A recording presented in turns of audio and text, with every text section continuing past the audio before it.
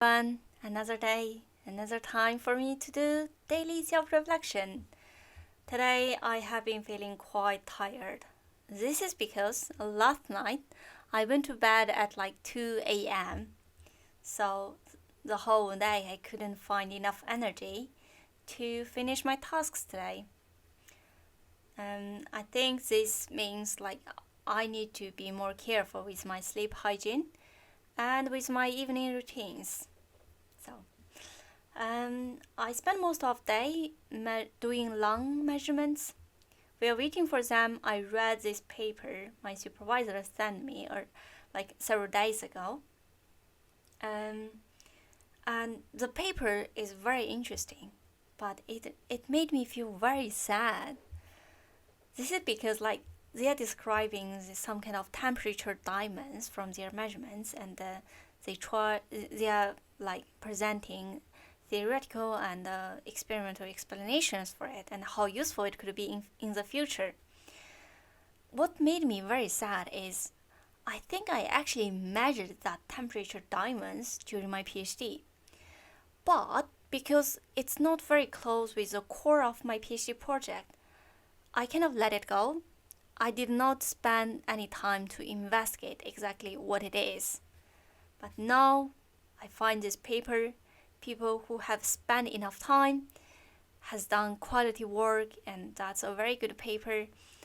I'm sure they're gonna definitely published on like at least on PRB. That's already one of the top journals. So, I feel heartbroken because that could be me. That could totally be me, but I wasn't careful enough with my data. Anyway, it has passed, and I need to learn the lesson from this mistake. So I did a little bit reflections on my PhD. It's a long time. It's like 4 or 5 years. I can only reflect a little bit each time. And I think if I read a lot of more paper during my PhD, it could have been much better. So definitely, I did not spend enough time for learning and understanding the theory about my project. So I think that has been holding me back for quite some time. But it is a bitter truth. I need to like be honest to myself, with myself. I think the second problem is I wasn't very good at monitoring my project.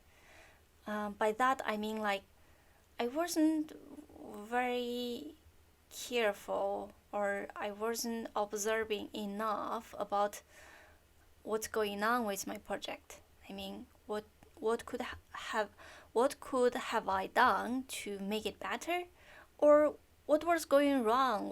What could I have done to avoid the mistakes? I wasn't monitoring closely um, at all. I think that's also because I wasn't doing enough reflections.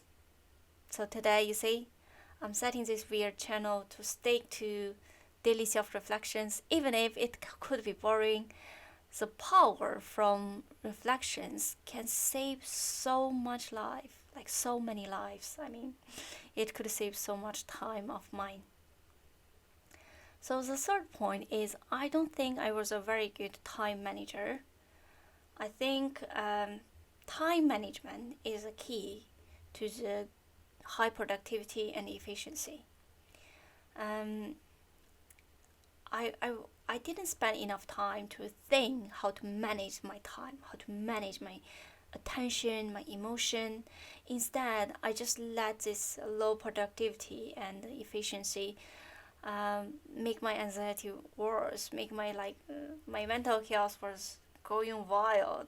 I get so depressed sometimes. I got so sad, so angry, but I was like, I was just confused. I didn't know like what's going on. So I didn't had that understanding to really manage everything. and this including time, so which really wasn't very good to my PhD. So I think that's the three problems I had, and my PhD could have been much better if I paid enough attention to them by then. So first is I didn't read enough paper. Second is I wasn't monitoring my PhD closely enough. The third is I wasn't managing my time good enough. So today, if I could give advice to any PhD students or any students, I would definitely remind people to be careful with these three things. Read lots of papers, like really spend enough time for the theoretical part of your project. I think like there's two types of reading papers. One is like just boldly read one or two paper a day. The second thing is like for your project, they're gonna be like 10, 20 papers. That's like crucial for your projects.